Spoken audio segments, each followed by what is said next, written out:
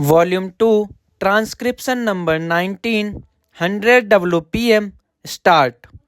Sir, this bill was introduced in the House by the then Labour Minister Sri K.V. Raghunatha Reddy. I was also present at that time in the House. After a period of 9 long years, this bill has now come from the cold storage. It shows how powerful the plantation lobby in the country is, even though after so much of time this bill has now been brought. I support this bill in the name of a more comprehensive measure. I do not agree that this bill should be postponed or that it should be again referred to a joint committee. Some such proposals was there. I do not agree to that, though it is not adequate and some improvement from the point of view of workers is needed. I do not agree that we should postpone passing it. For example, it has been suggested that the average limit should be brought down to 5 hectares to cover more plantations. In the south, especially in Kerala, Karnataka, and other southern states, many plantations are not covered by this bill. I would request the minister to carefully examine this thing. In North India and some other places, tea plantation is on a large scale. But in the case of rubber, cardamom, and coffee, it is 5 hectares. This is on the high side.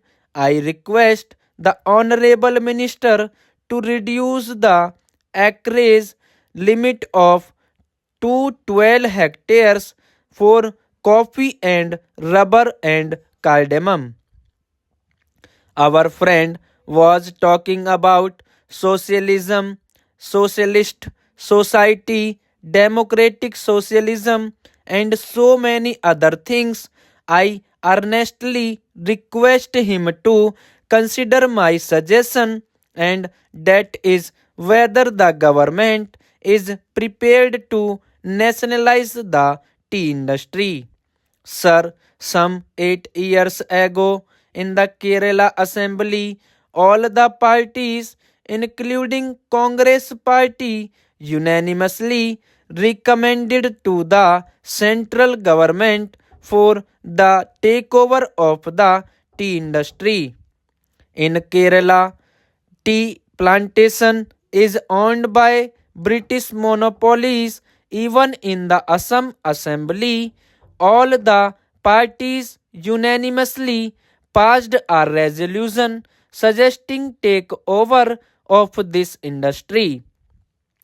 Are you prepared to take over this industry, especially this tea industry? I pose this question to the central government. Sir, this tea industry is owned by the foreign monopolies and they are exploiting the workers. The situation in the tea industry is deteriorating. Are they you prepared to nationalize it when you talk of socialism? Unless this is nationalized, you cannot meet the demands of the workers.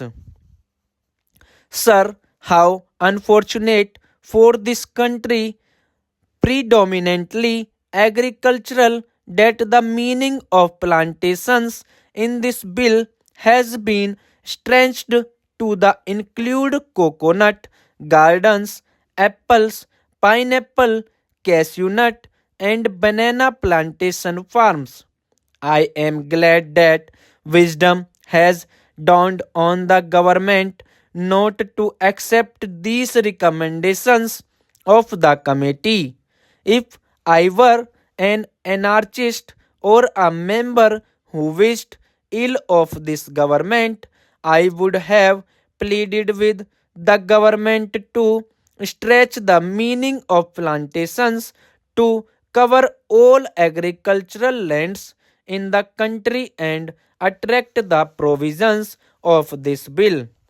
Then we could have seen the beginning of councils, convulsions, and revolutions in this country as the debt ridden farmers being unable to fulfill the provisions of this bill would have started filling up jails for violations of its provisions. Sir, I would take this opportunity to appeal to the Prime Minister to treat agriculture as an industry and treat agriculturists like the urban citizens and treat the farm holdings in the same way as they treat the factories and industries. The government should start finding out the invidious and discriminatory laws passed in the country since independence adversely affecting the farming community and review those laws if they want to ensure integrated development of the country. Mr. Vice Chairman, Sir, you know the undivided Congress, the Indian National Congress, fought for plantation labor and also for the rights and privileges of the peasantry. It was Sardar Vallabhbhai Patel and Mahatma Gandhi in the Chori Chora movement who brought the peasantry of the forefront to the leadership of the Indian National Congress.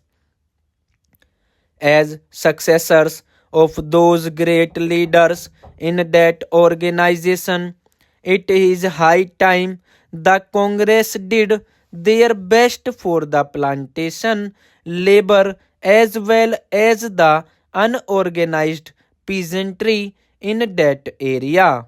Even in Mexico, in Algeria, in Russia, or in Cuba, or in other countries, it was the labor, the plantation labor, who took the revolution to its final goal. Here in this country, we do not want to see another blood bath. We do not want to see that they take up arms against government or against employers as people's representatives and as government of the people. We must do our best to solve their problems, whatever their grievances or whatever their difficulties are, instead of allowing anybody to take advantage of their poverty and their difficulties. I know what goes on with plantation labor. I can give instances of different plantations. I come from West Bengal where tea plantation is a very big factor, and I know how plantation labor are still being exploited. Housing facility near the plantations is a must for them under the act. 840 words completed, 100 WPM.